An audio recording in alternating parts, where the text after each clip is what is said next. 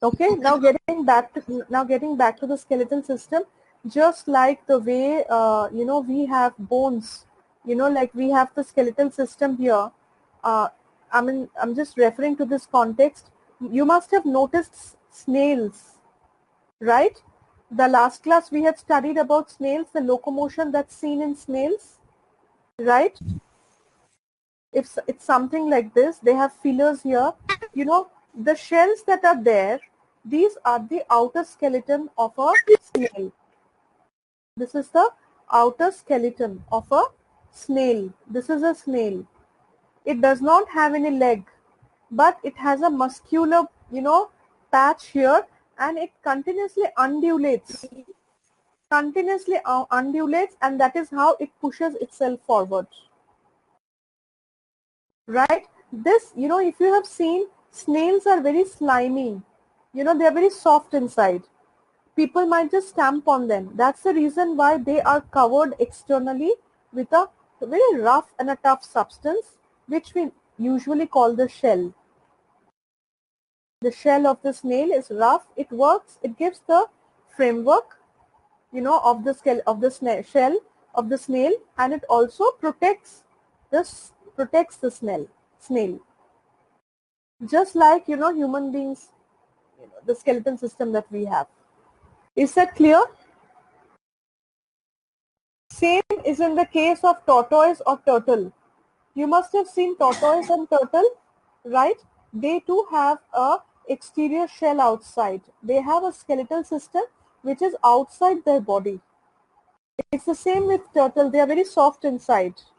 They are extremely soft to protect their body because they are flat. To protect their body, they have an exoskeleton. So this is known as a exoskeleton. What is the meaning of exo? Exo means outside. Their skeleton is outside their body. Known and said, we've got 206 bones, right?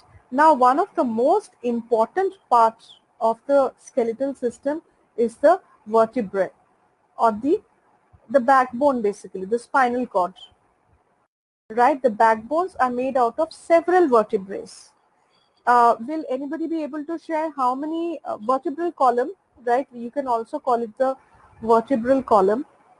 So the vertebral column is basically made out of, these small pieces of bones, which are, which are kind of linked together by these jelly-like substances in between. And that's the reason why, you can bend forward, you can bend backward, you can also to an extent come sidewards, left side and right side. Right? Mom, they also hold a lot of nerves that transfer signals from the brain to the entire body. Correct. Very good. Excellent.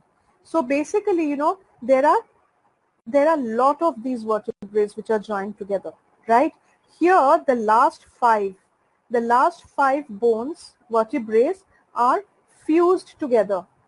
The last 5 bones are fused together, and this is how it ends, and the last one is known as the tailbone. This is a proof that we come from our ancestors are apes. What are apes? Apes could be monkey, gorilla, orangutan, or whatever. So this last bone is something like this, which initially used to be very long, but because we have not been using our tail, it is shortened over several hundred years.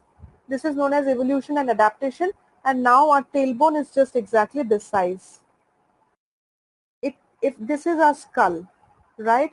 From our neck, the vertebrae starts, right? So there are almost in our neck only, in our neck region, there are almost 7 bones which are very critical. And as Pragya said, if I just, for example, if this is the back portion, this is the hair, this is the back portion, so this is the backbone, this is the spinal cord, right?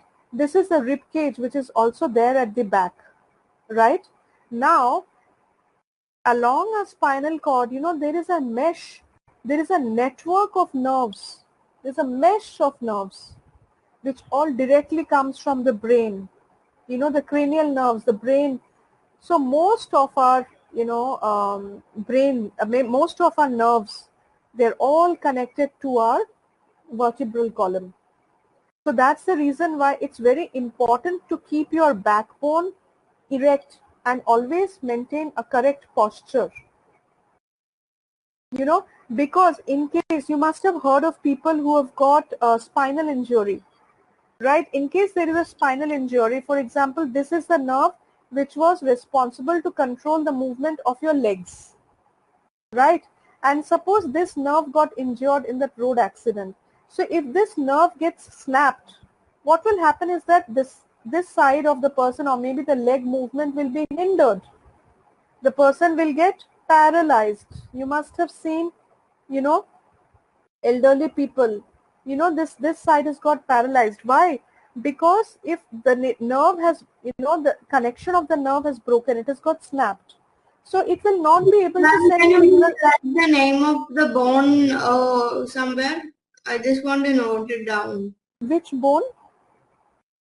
You're explaining now, right? The backbone.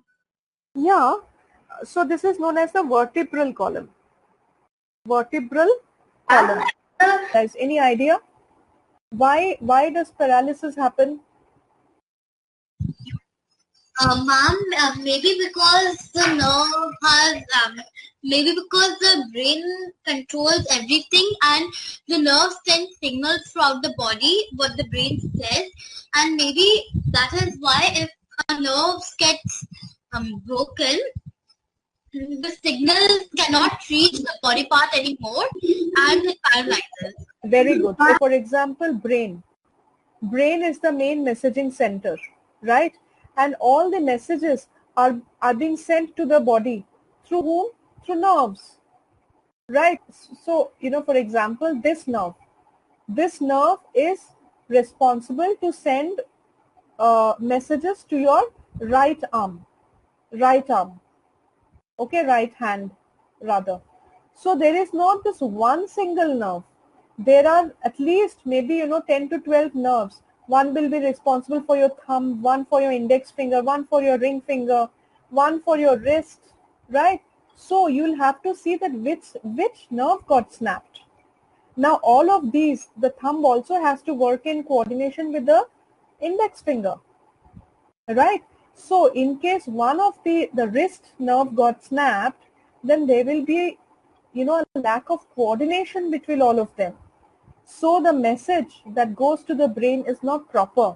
It doesn't get the proper signal. So what happens is that there is repeated movement. Repeated movement matlab brain is sending signal and taking it back, sending signal, taking it back, thinking whether the work should be done or not done. So this repeated movement causes shaking.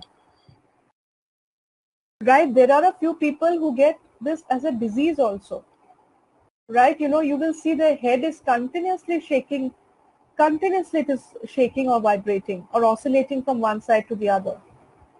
Asperger's syndrome, and there's so many kinds of diseases related to the brain and the nerve. Okay, so you know, you will always find, coming back to our bones, you will always find that, you know, where the bones, the nerves, you know, basically they do not take the support of the bones, but they always lie in the same line of the bones, because nerves are also very fragile, a network of signaling system. So it can be very easily injured, just like the capillaries. Nerves, capillaries, muscles, all of them will find that this skeletal system, they will take, or they will flow along the path of the skeletal system. Functions also we have discussed quite a few functions. It gives support, right? It gives support to our body. It gives support or structure to the muscles, to the blood vessels, to the nerves, right? It helps in locomotion. It helps in movement, right? Just imagine if we did not have these joints, we would not have been able to move our hands, right? Wherever there are joints, wherever you have joints, only those portions you can fold, right? You know, like this, or else, you know, whichever portion you don't have any joint, it lies straight. Because you have a, you know, there's a joint in the shoulder here, that's why you can move your hands 180 degree, or maybe, you know, 360 degree, you can revolve it also sidewise. just because there's a joint here.